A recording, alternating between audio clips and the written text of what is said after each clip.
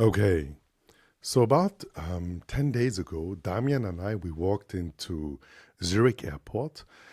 Actually, we went to the Starbucks. I don't know if you've been to the Zurich Airport. There are two or three Starbucks. And we were at the one which was the bottom of the train station. And it was a bit like a spy movie. Like it was kind of like, can we meet you? Yes, let's meet at Zurich Airport. Funnily enough, I don't know, lately, really within the last, I don't know, 4, 5, 6 weeks, once a week, I have a meeting at Zurich Airport. Like Switzerland is already pretty, I don't know, neutral, but it seems Zurich Airport is even more neutral. Like come to Zurich Airport and meet me there in a hotel lobby or in the Starbucks. Anyway, so we went there, we met the guy. He's not a developer. Actually, he's the business CEO of a division of a larger company. Guys, he's not a developer. And his division, I think they have like 110 employees. They make $50 to $60 million a year. And he talks to us and he explains to us how he built the second brain of his company. Now, we're trying to build a second brain. I did a very nice prototype around Christmas and New Year, and then I worked for it for another month. And then I had Thomas, who's a buddy of mine, and he used to be the head of AI of a company. And he kind of looked at this, and then he worked on this for another 2 months, and it didn't work. It really didn't really work. And that guy says to me, Malcolm, I built the entire brain of my company in 48 hours. And that really knocked me off my chair. Because not only have we been spending so much time in trying to do it, but it took a compelling event, which is that Andre Carpati, about 2 weeks ago, explained how to build the second brain. So it took two people, 3 months of failure in our company, and this guy, over a coffee, explains to us how he built it in 48 hours. So obviously, because we're builders, because we like challenges, I went home, and 4 days later, not 48 hours, but 4 days later, Wechota AI had its own second brain. And now let's explain what is a second brain. In the second brain is everything, is all our emails from every single employee, is everything that's on SharePoint, is our financial data, is everything that's in our CRM. This is our second brain. So I'm Malcolm Wechota. This is the bilingual podcast. In English, it's called the AI Cookbook. And in German, it's called das KI-Kochbuch. And today, we're going to talk about what the second brain exactly is. 3 ways that we're already using it and why actually companies are asking us to explain to them how to do it. And not only why we're building it, but why SoftBank, one of the biggest investment fund in the world, is pouring billions into a company that is also building second brains, but not for you guys, for robots.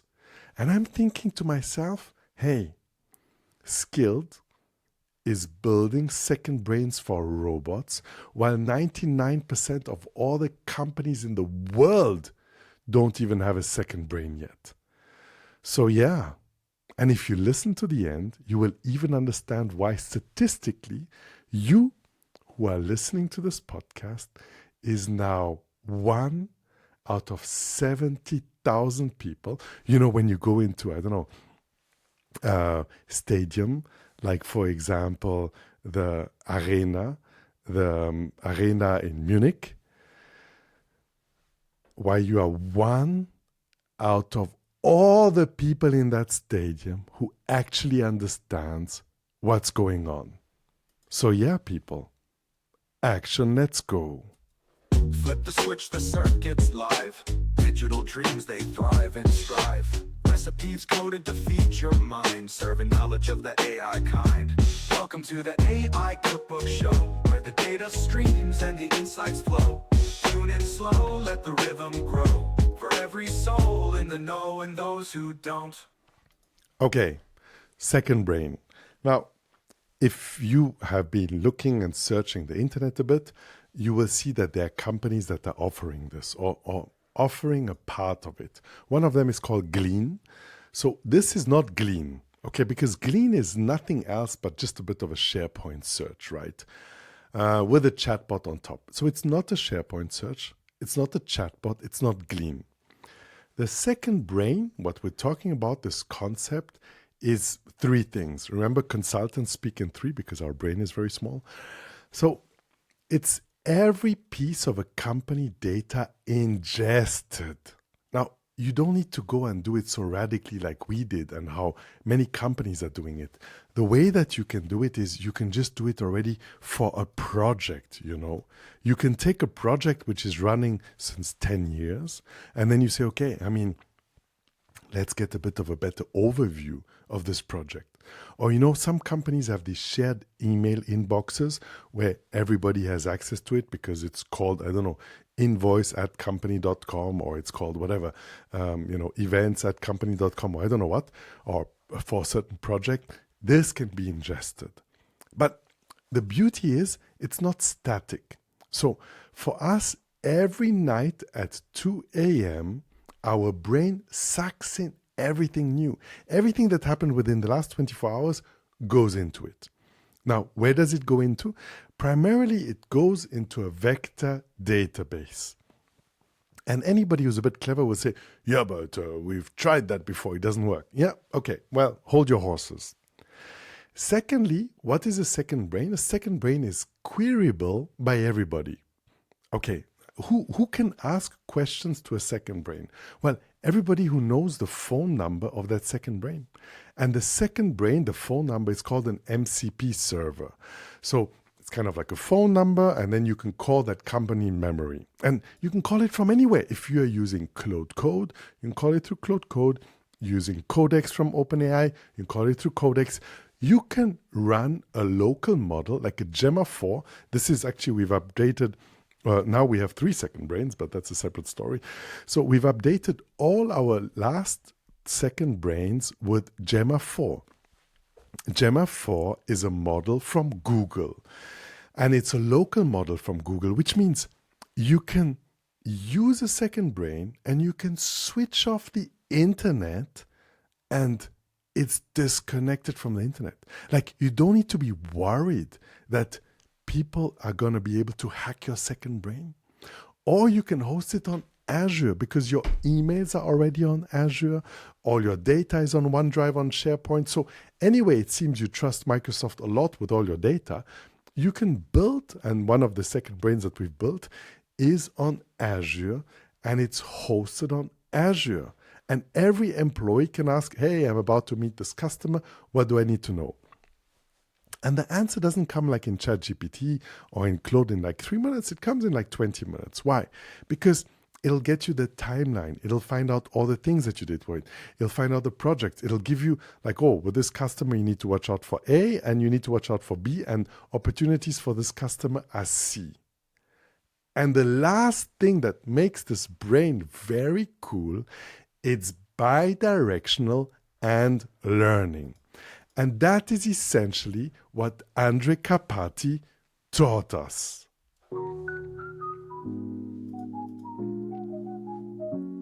Okay, now what did Andre Carpati taught us? Andre Carpati said, that was about 2 weeks ago, he said, look, when you build a second brain, for this thing to work very well, RAG we know doesn't really work because RAG is like a huge library. And for an AI to go and query a huge library is very, very difficult. But how about, and it's so amazing because it's so elegant. He said, how about you build a Wikipedia page before the brain? So it's kind of like when you go in a city, let's say you go into whatever, Barcelona or New York, you're not going to go every street up and down, up and down, up and down looking for restaurants. You're going to open Google Maps. And Google Maps is an intelligence layer. So it's going to show you above all the streets, hey, here are all the restaurants. And based on this, you now can do a much quicker search of the restaurants, what you like, where you like to eat, etc. And this Wikipedia page that we're talking about, your company, that is that intelligence layer. Because Overnight, the embeddings are being updated, the vector database is updated, but overnight, the brain learns. And it's bi-directional. Because we know when we get a bad answer from AI, we cannot go back to ChatGPT and say, well, what you wrote here is wrong, you need to update your memory, it doesn't work. We cannot do it with Copilot either. But when you have a second brain, you can make it bi-directional, which means you can go back to the brain and say, what you wrote there about this customer is actually wrong. Actually, this and this is correct.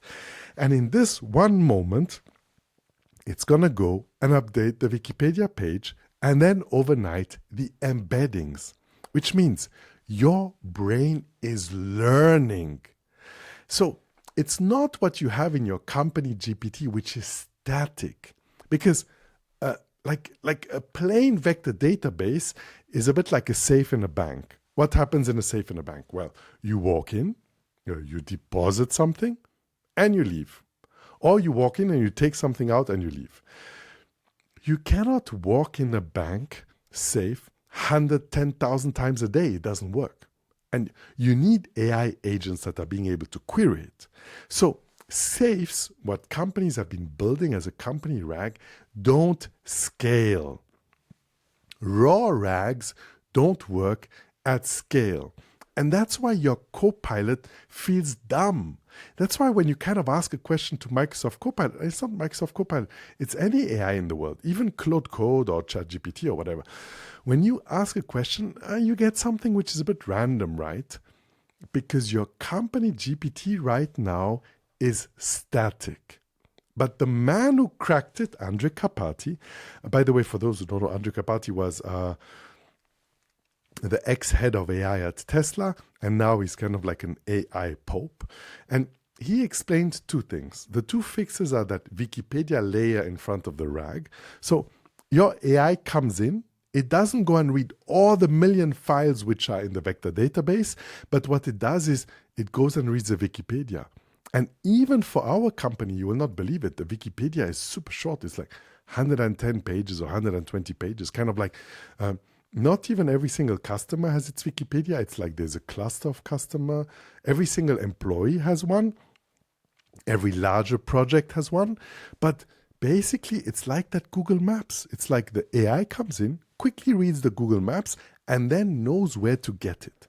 And the beauty is obviously, the AI writes the Wikipedia. You don't need to write the Wikipedia. And the second fix that he brought forward was this bi-directionality, that corrections can flow back into the Wikipedia and the embeddings. So your brain gets smarter every time somebody gives it feedback. Now, how do you start to build such a prototype? And how can you get value out of such a thing?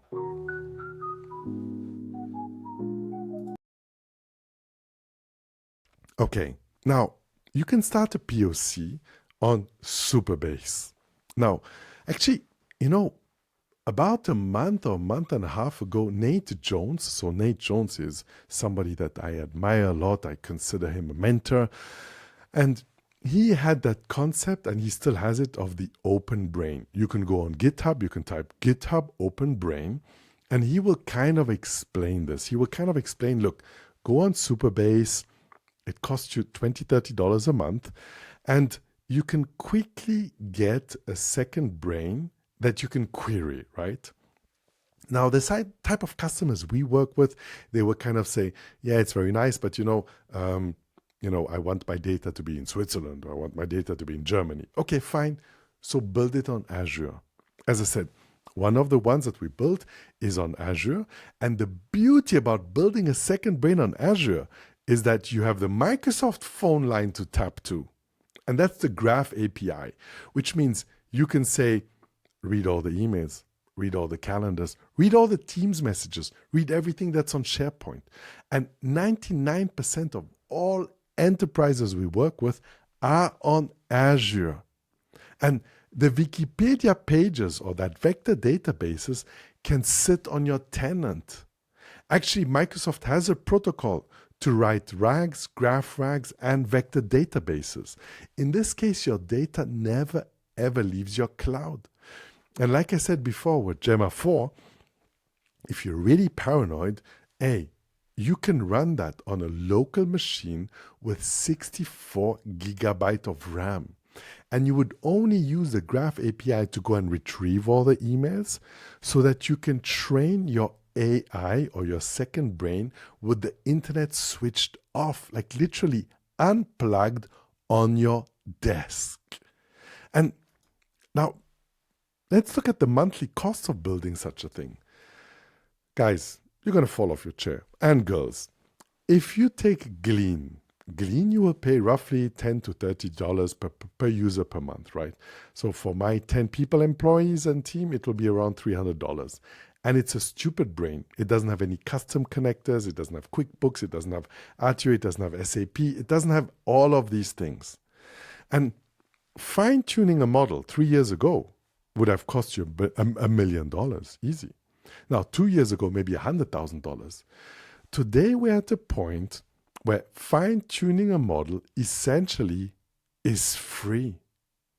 Like, that's the pace. Like, your IT department does not have data security anymore as an excuse and as a constraint. And secondly, they don't have the costs as an excuse or as a constraint. Why? Because now you can essentially do that for free.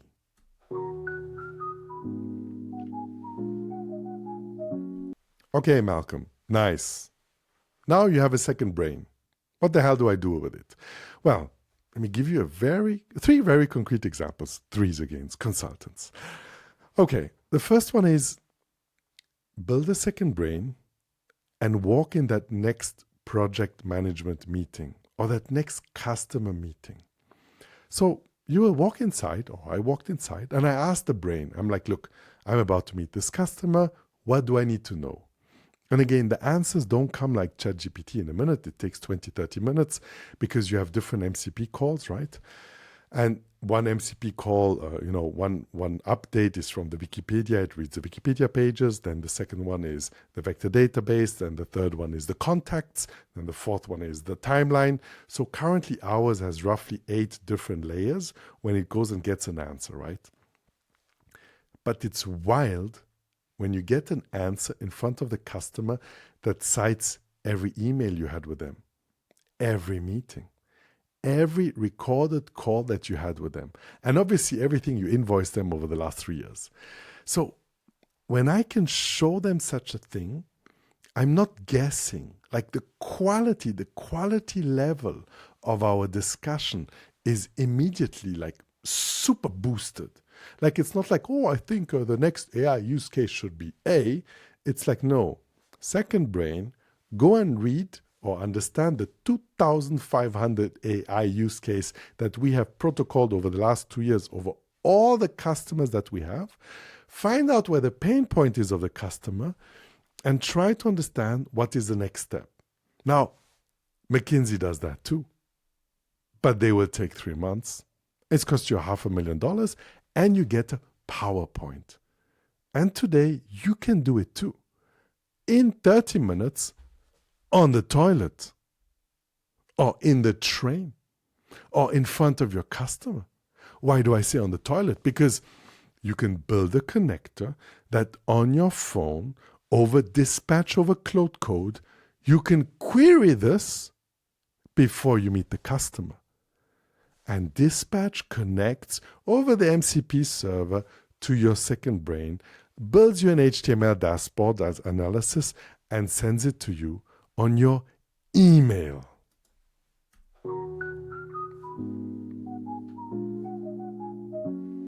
Okay, let's look at another use case. Not company internal, but company external. Now, I showed this a bit to a buddy of mine. He used to be like a serial CFO in different type of companies, etc. And he said, Malcolm, you know that one of our companies just hired a new CEO. And you know how it is. When a new CEO, or it doesn't matter, it doesn't have to be a CEO, it can be anybody who starts in a new position. You need 6 to 12 months to even understand what the hell is going on here.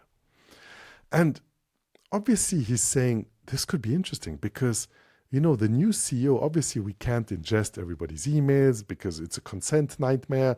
Maybe it's a company that is in multiple countries, etc. Where the hell do we start? So my answer was, you know what? How about you just start with the outgoing CEO's inbox? Hey man, just start with that. Because the guy is leaving anyway. So take the inbox of the CEO. Why? Because an inbox of a CEO is worth gold. What's inside? Presentations, forecasts, problems. Hey, when somebody emails the CEO, it's because something's broken. Like a CEO's position is basically a problem identification and solution machine. And I said to him, you know what? Just build a second brain just from one inbox. And doing this, like no joke, is 2 days of work. Which means the new CEO walks into any department, any country, any production site and asks, hey, what are the 10 biggest problems we have here? Like, what questions do I need to ask to make people sweat? What is the probability that this business unit will get in trouble in the next 3, 6, and 12 months? And that you can only delegate to a second brain because you do not have enough analysts, enough head of strategies, and people are not open enough to tell you that. But just by querying the second brain of basically the inbox of the CEO is going to open up all these inefficiencies and you're absolutely going to kill it. Guys, 6 months of onboarding compressed in a laptop.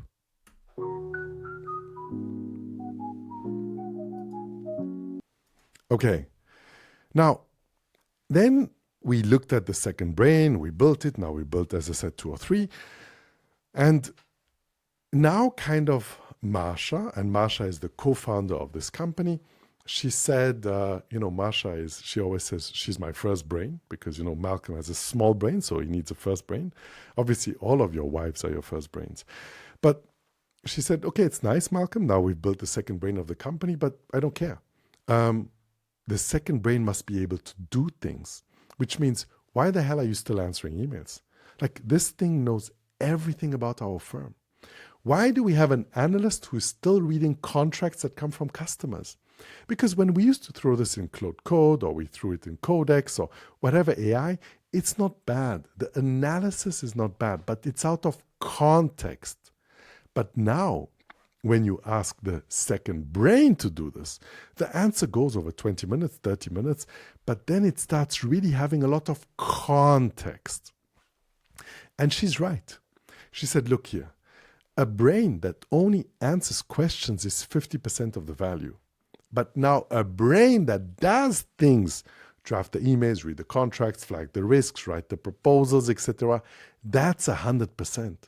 And when it's a democratically elected second brain that has knowledge about everything and you give that to every employee, my God, you're on steroids. Like I can tell you, the phase we're in right now in this company, we're on steroids because we have the second brain and slowly we're starting to give it tools. For those who are a bit more technical, basically give it skills that you've built in the company and let the skill act on the second brain through an MCP server before it does anything.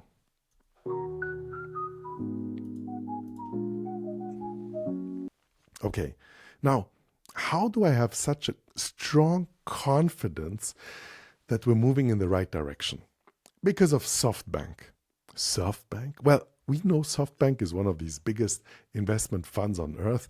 And kind of like what SoftBank normally invests in is, like 2 or 3 or 4 years before the rest of the world. Like they're kind of a bit like NVIDIA. You kind of look a bit what NVIDIA is doing to understand in which direction the AI tech stack will move.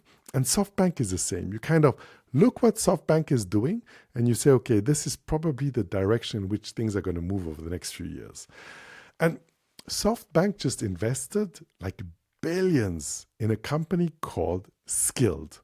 Now, What does Skilled do? Skilled builds second brains for robots. And not just them. I mean, everybody's tuned in. NVIDIA is, ABB Robotics, Universal Robotics, everybody, right? Now, why do robots need second brains? Because they need context. So, a humanoid robot in a hospital needs to work very, very different than a humanoid robot in a nursing home and a humanoid robot in a factory. So the Unitree that companies are buying needs to act differently. So it's the same hardware, everybody the same hardware, but different context. And that context is a so-called brain. So robots need to understand a bit, okay, I'm now running around in a hospital and maybe there are elderly patients that I need to watch out for. But at the same time, there could be like 5 doctors running past that robot because they're running into emergency care, for example, or into a surgery. So robots have the same problem as your knowledge workers. You dump 10 documents into ChatGPT and it starts talking garbage. And humans stall at 10 documents also. Give 10 documents to any human being in your company and say, can you work through this in the next half an hour? Obviously, they stall if they don't use AI. But robots also stall at 10 data points. So both need a second brain to scale. And this is the uncomfortable truth. Robots will have a second brain before most of your companies and most of your employees will be given a second brain. Like, isn't that crazy? We're behind stupid robots, like mechanical robots. And back to this 70,000. At the beginning I talked a bit about football. I mean, to be honest, I don't know anything about football. Like, I know that Messi used to play and Ronaldo. Maybe they still do, I don't know. But now, I kind of asked AI before this episode, I said, okay, how much percentage of humanity is using Claude Code today?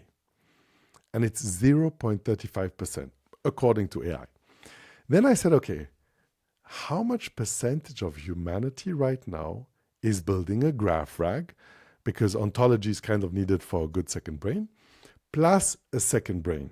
So Claude Code, graph rag, and second brain. And then it divided that number by 100. Now, when you go into the Allianz Arena in Munich, there are 70,000 seats. You can watch Bayern Munich, and there are 70,000 people around you. It's a big stadium where whoever's been inside, right?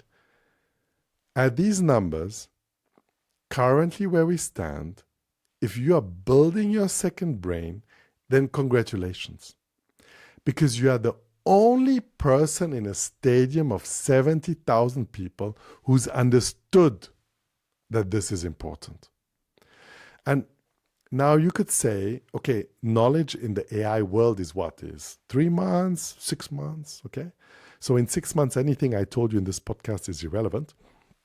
But in these next 6 months, you are brutally ahead of each and every single competitor if you build a second brain of your company.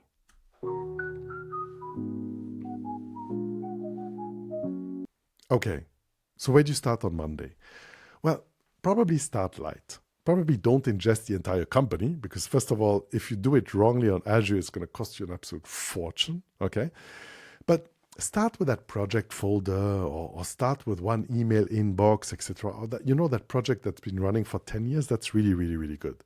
Because the project folder or stuff that's on SharePoint, there's no employee emails, you don't need any meetings, it's legally clean because you already have that shared company knowledge that you've been using anyway, but your people have been using it by actually going on SharePoint and clicking themselves through.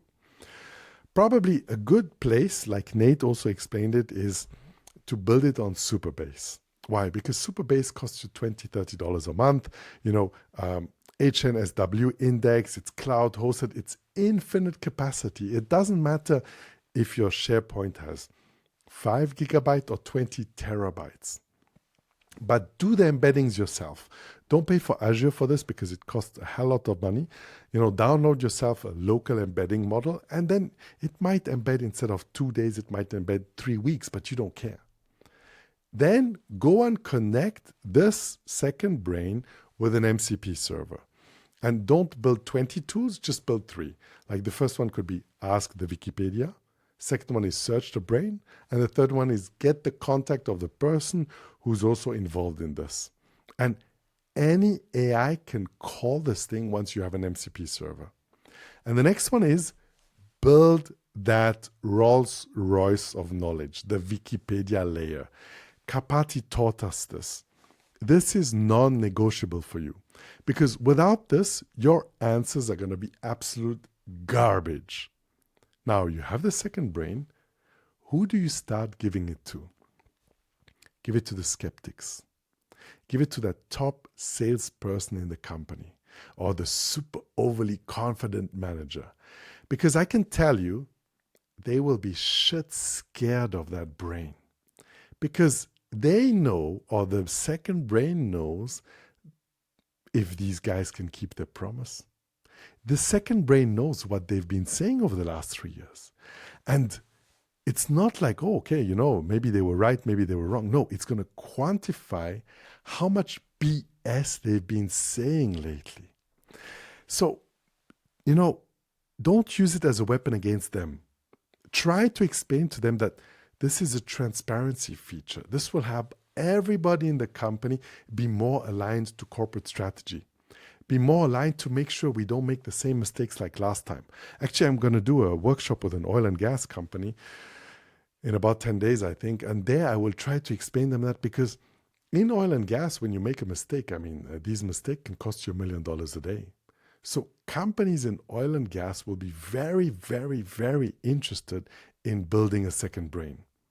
And as I said, Damian explained it in one of our Teams calls. It's good to have a second brain. And like I said, my wife is my first brain. But I claim that every CEO in a company has no idea what's happening in his company or in her company. Because the moment it gets to the CEO, it's been filtered by 20 people. So a CEO sits so high up that these signals are very, very much diluted. Well, how about building a second brain and taking control of these signals? Because now AI can have a second brain, and like I was teasing a bit, a second and a third and a fourth brain. But unlike human brains, the AI second brain scales. And that's what every CEO needs. So yeah, everybody, I'm Malcolm Vechota. This is the AI Cookbook Show. As I said, our episodes are in English and in German. We try to bring what we do in our company. We try to explain this. We try to also explain what we see with customers. Episode 117, live from Bregenz. So most wonderful greetings from Austria. All the best and take care for now. Malcolm out.